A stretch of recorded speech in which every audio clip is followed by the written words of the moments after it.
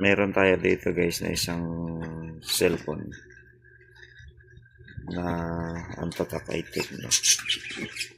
Tapos ang problema niya, bootloop problem. Patay bukas ang sira niya. Ayan o. Ganyan lang siya, tapos mamamatay, tapos bubukas uli. Ganyan pa rin. Ngayon, sinearch ko siya sa YouTube din. At salamat sa mga nag-post ng mga ganitong sira. At eto, gagayahin lang natin guys yung mga ginawa nila. Actually, marami silang gumawa nito. At isa na rin ako doon. Ang model pala nito is Tecno Povo 4 bootloop problem. Ayan o. Ganun lang siya. Ang problema daw nito nandito sa loob. Kaya as usual, bubuksan natin yung likod nito. Okay, let's go. Kung bago ka sa channel ko, please subscribe. Hit notification bell para updated sa mga tutorial na gagawin ko. Ayan na guys. Natanggal na natin yung back cover niya. Ito. At dahil dito sa kandila na to,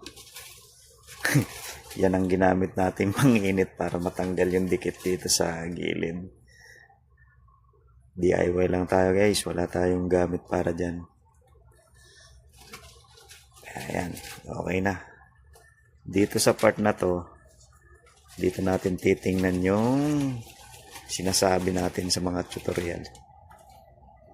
Yung sinabi nila sa tutorial. Ayan o. Babaklasin natin yung cover na to. Ito. Para iangat yung board. Nandun yung iba-bypass natin na base dun sa mga nakita natin na tutorial. Okay, buksan, tanggalin ko muna pala. Ito na siya guys, na iangat na natin yung BMS ng battery. Ito lang pala ang iangat natin. Ayan. Itong part na to ng battery, nakaganyan yan. Tapos iangat natin ang pagat nito. Tapos yung fuse niya, yung sinasabi nilang fuse,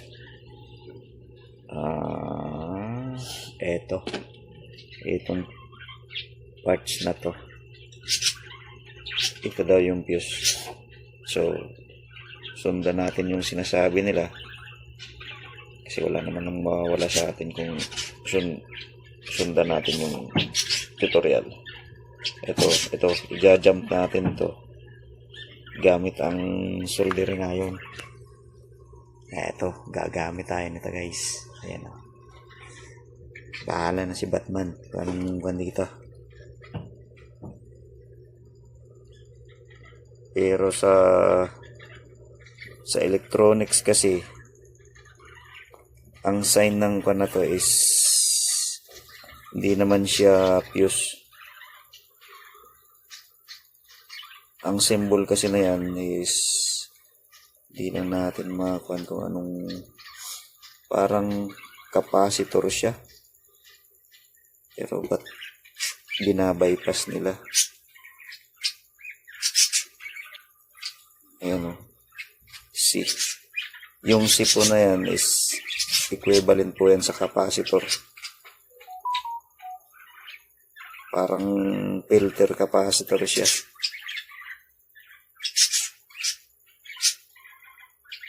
Sige. Silang kuan. Sundan lang natin sila.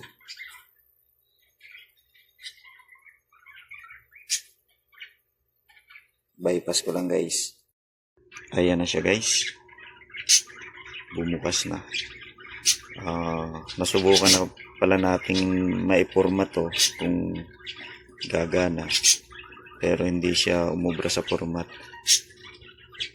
Pero legit naman talaga yung sinasabi dun sa mga tutorial. Yan po yung pyesa na tinanggal natin. Ayan o. Tapos, pinalitan na lang natin ng jumper. Napakaliit siya. Ito. Ayan o. Bumukas na siya guys. Binalik na lang natin yung takip dito. Tapos, babalik na rin natin yung takip.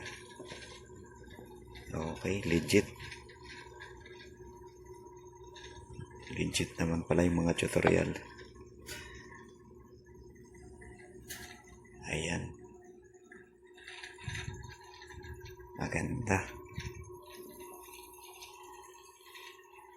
Thank you.